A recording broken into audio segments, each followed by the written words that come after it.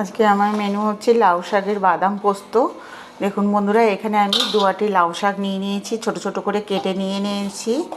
আর এখানে আমি কেটে নিয়েছি মিষ্টি কুমড়ো, 250 মতন মিষ্টি কুমড়ো, 3খানা আলু দিয়ে দিয়েছি।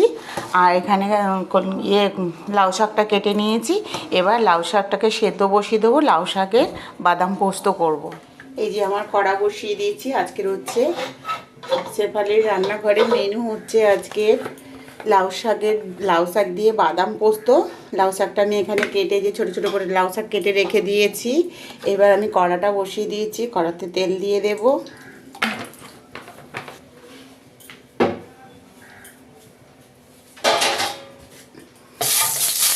তেলটা গরম হয়ে গেছে। এবার আমি এখানে দিয়ে দেব 5 ফোড়ন।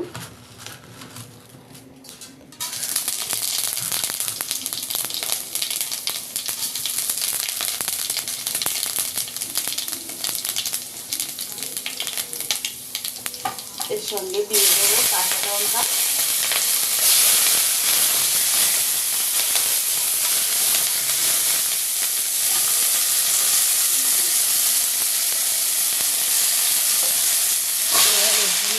এই যে শাকগুলো কেটে রেখেছিলাম, লাউ শাকটা দিয়ে দিতে হবে।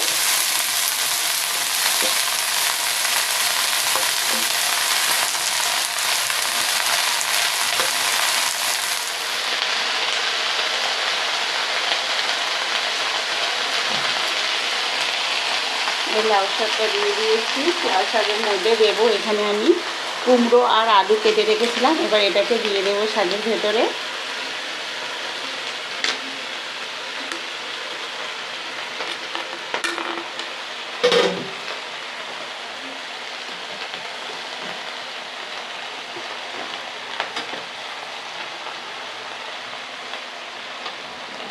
এবার এটাকে একটু নেড়ে দিতে হবে।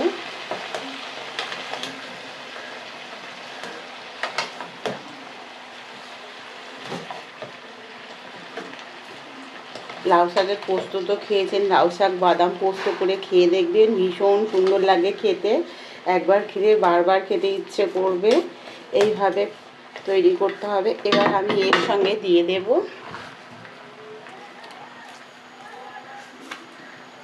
পরিমাণ মতো লবণ, তার সঙ্গে দিয়ে দেব 2 চামচ হলুদ,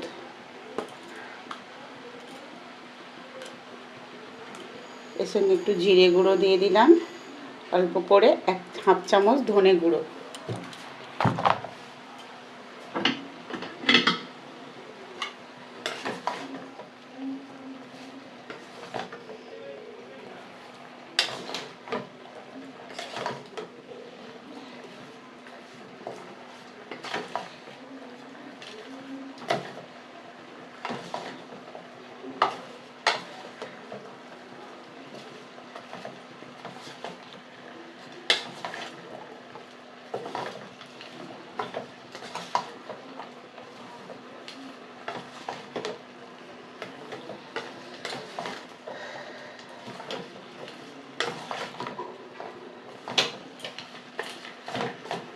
ভালো করে নেড়ে নিতে হবে। নিয়ে এর সঙ্গে একটু জল দিয়ে দেব।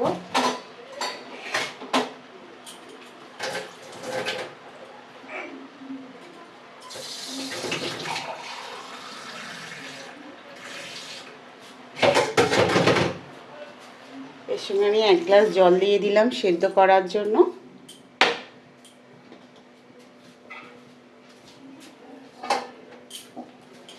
দিয়ে এটাকে মিনিট 20 জন্য আমি সেদ্ধ বসিয়ে দিলাম। এটা সেদ্ধ হয়ে গেলে ততক্ষণ আমি বাদামটাকে পেস্ট করে নেব, মশলাটা রেডি করে নেব। এবার আমি বাদাম পোস্ত করার জন্য এখানে যে বাদাম নিয়েছি, লাউ শাকের বাদাম দিয়ে পোস্ত করব বলে বাদাম পোস্ত, এই যে এখানে 50 গ্রামের মতন বাদাম নিয়ে নিয়েছি। বাদামটা এবার পেস্ট করে নেব, মিক্সিতে দিয়ে দেব। এর সঙ্গে দিয়ে দেব 5খানা কাঁচা লঙ্কা, তার সঙ্গে দিয়ে দেব একটা টমেটোটাকে কেটে এবার সব দিয়ে দিলাম। দিয়ে এটাকে পেস্ট করে নিতে হবে। একটু জল দিয়ে দেব, দিয়ে এটাকে পেস্ট করে নেব। এই যে আমার লাউ শাকটা সেদ্ধ হয়ে গেছে। আমি ওটাকে মশলাটা দিয়ে সেদ্ধ বসিয়ে দিয়েছিলাম, এটা সেদ্ধ হয়ে গেছে। আর এখানে এই যে বাদাম, একটা টমেটো আর কাঁচা লঙ্কা, 5খানা কাঁচা লঙ্কাকে আমি পেস্ট করে নিয়েছি। এবার এটাকে নামিয়ে রেখে দেবো শাকটাকে।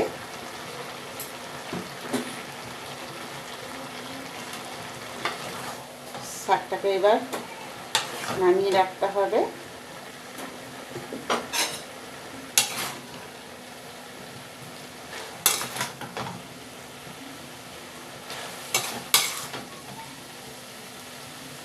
শাকটা সুন্দরভাবে সেদ্ধ হয়ে গেছে।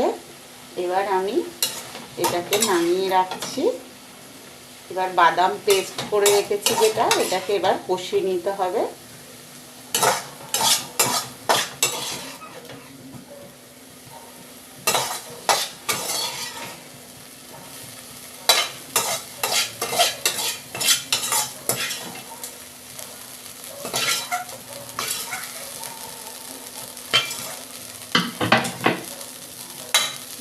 নিয়েছি, এবার এখানে দিয়ে দেব তেল।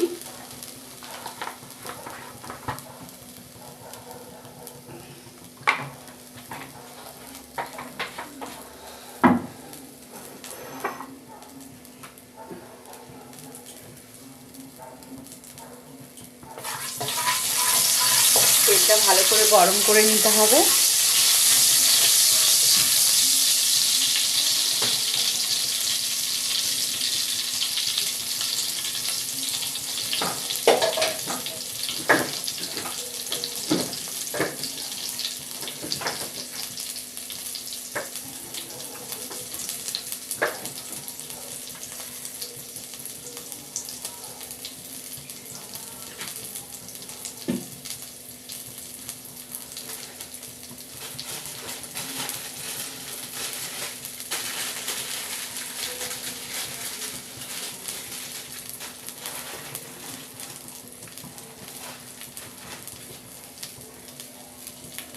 তেলটা গরম হয়ে গেছে, এর মধ্যে 2টো এলাচ দিয়ে দিলাম, একটা তেজপাতা দিয়ে দিলাম।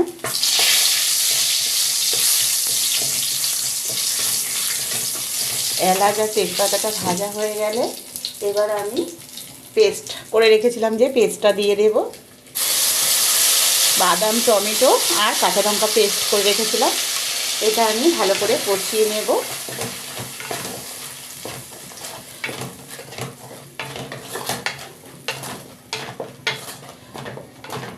এটাকে ভালো করে একটু কষিয়ে নিতে হবে।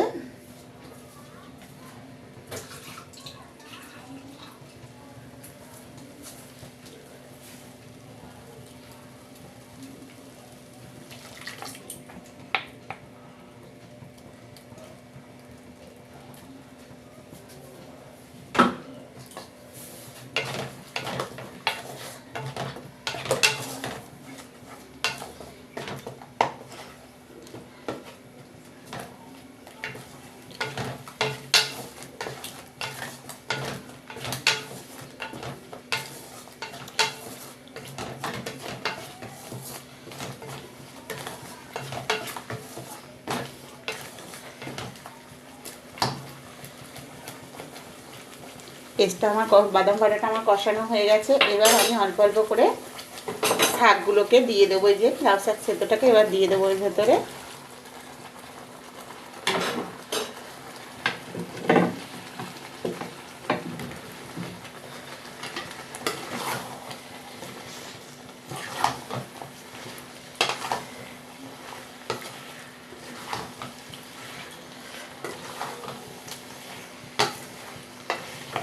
এইভাবে বাদাম পোস্ত লাউ শাক দিয়ে বানিয়ে খাবেন, ভীষণ সুন্দর লাগবে।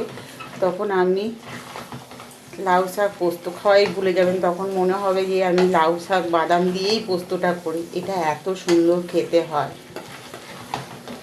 নিরামিষের দিন করলে, এটা নিরামিষের দিন করলেও ভীষণ ভালো লাগে। দেখুন কত সুন্দর মাখা মাখা হয়েছে।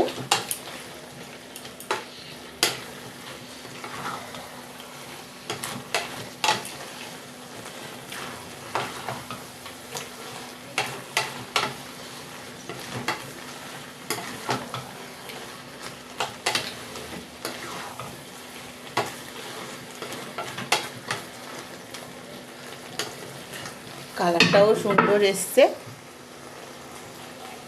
এই দেখুন বন্ধুরা, আমার লাউ শাক বাদাম পোস্ত হয়ে গেছে। লাউ শাকের বাদাম পোস্ত প্রায় কমপ্লিট হয়ে গেছে। এবার আমি এখানে একটু চিনি অ্যাড করব।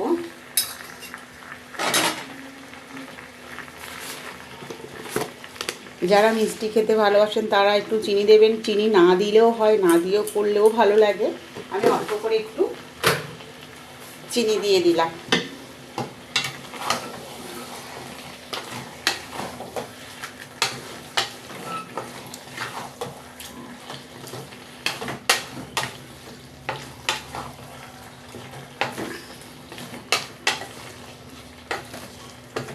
এইভাবে বাড়িতে বানাবেন, ভীষণ সুন্দর লাগে খেতে।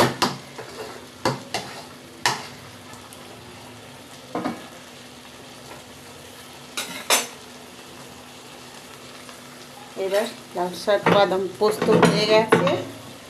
এবার আমি নামিয়ে নেব।